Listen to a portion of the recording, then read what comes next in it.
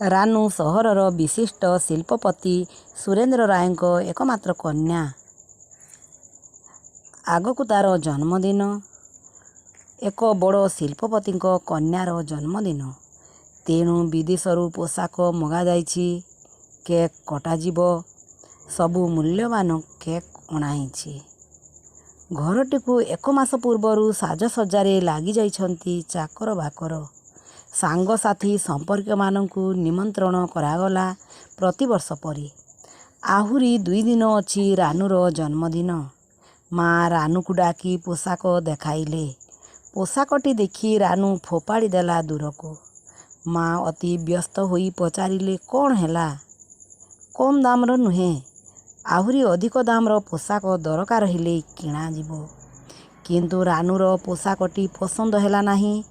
ପୋଷାକଟି ଆଣ୍ଠୁଠାରୁ ଟିକିଏ ଉପରକୁ ହେଉଥିବା ବେଳେ ପିଠିପଟ ଖାଲି ପଡ଼ିଥିଲା, ସତେକି କପଡ଼ା ନିଅଣ୍ଟ ହେଉଥିଲା। ରାନୁକୁ ସେପରି ପୋଷାକ ପିନ୍ଧିବା ପାଇଁ ଲାଜ ଲାଗୁଥିଲା। ସେ କହିଲା, ଜନ୍ମଦିନରେ କେକ୍ କଟାଯିବ ନାହିଁ।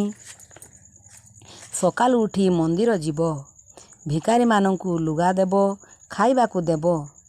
ମା'ଙ୍କୁ କହିଲା, ମୋତେ ବିଦ୍ୟାଳୟକୁ ଯିବା ସମୟରେ ଦୀପ, ଫୁଲ, ନଡ଼ିଆ, କଦଳୀ ଦେବ। ମୁଁ ତାହା ନେଇ ବିଦ୍ୟାଳୟକୁ ଯିବି। ରାନୁର କଥା ଶୁଣି ମା' ଆଶ୍ଚର୍ଯ୍ୟ ହୋଇଗଲେ।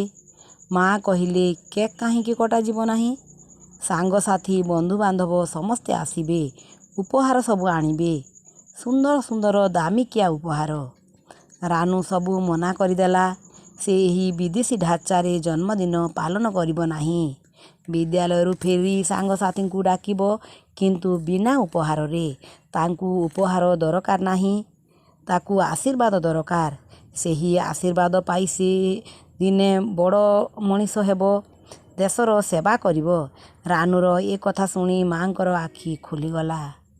ଆମେ ଭାରତୀୟ, ପାଶ୍ଚାତ୍ୟ ସଭ୍ୟତାର ମୋହ ତାଙ୍କର ତୁଟିଗଲା। ସେ ରାନୁକୁ କୋଳେଇ ନେଇ ରାନୁର କହିବା ଅନୁସାରେ ଜନ୍ମଦିନ ପାଳନ କଲେ।